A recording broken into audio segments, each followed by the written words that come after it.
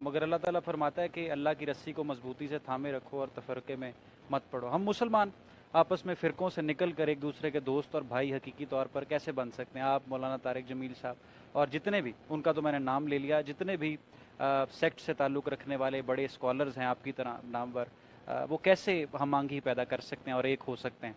बताए ना, खत्म नबूवत के मसले में हमारी किसी ने मुखालफत की है? किसी ने भी नहीं की है। तो कोई ये जो घर के अंदर भी दो भाइयों के इख्तलाफ हो जाते हैं, ये इख्तलाफ ये ऐसे नहीं है कि जो बैतुल मुक़द्दस के रास्ते में रुकावट बन जाए।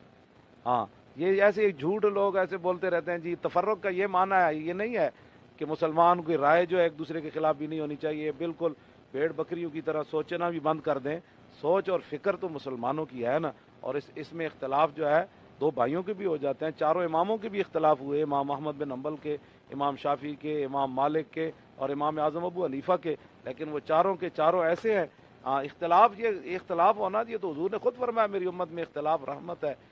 लेकिन जब तक वो गर्दनें काटने की तरफ ना आए और जनाब वो दूसरे मामलात यहूद नसारा की जंटियाँ करके मुसलमानों में तफरके न करें, तो ये तो कोई मसला नहीं। आप बताएं, हाई कोर्ट के अंदर पाकिस्तान का आइन इतना सारा है, तो हाई कोर्ट में एक वकील इधर खड़ा हो जाता है, एक उधर, एक जो है मशरक की तरफ चल पड़ता है, तो वहाँ कभी किसी ने कहा कि दोनों को मुत्तफिक होना चाहिए? तशरीह में तो इख्तलाफ हो जाता है ना। तो ये कैसे हो सकता है कि मौलवी खादिम एक तशरीह करे तो इसके साथ ही सारी दुनिया मुत्तफिक हो जाए? उनकी तशरीह जुदा हो सकती है। जिस तरह आइन की तशरीह करते हुए कभी किसी ने कहा कि सारे वकीलों को ऐसे हो जाना चाहिए?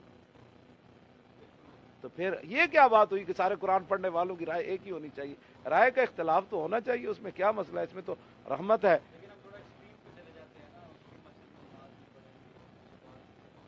उसको भी हल किया जा सकता है जब दीन आएगा ना। दीन तो ऐसे हल करेगा सारे मसले। दीन फिर पूछेगा ना कि वो जो 60 लाख एक वो क्या कहते हैं एंकर तनख्वाह किस बात की ले रहा है? एक आदमी को रोटी भी नहीं खाने की मिल रही, वो 60 लाख सिर्फ बातों से हाँ जी, तो वो किस बात का ले रहे हैं जिससे हुजूर ने पनाह मांगी है? हुजूर ने फरमाया, हजरत उमर फरमाते थे कि हमें रसूलुल्लाह डराया करते थे अलीम अल लिसान बंदे से, कि मैं अपनी उम्मत को डराता हूँ ऐसे लोगों से कि जो ज़बानी चलाकी ऐसे करेंगे तो मेरी उम्मत को फिसलाते रहेंगे।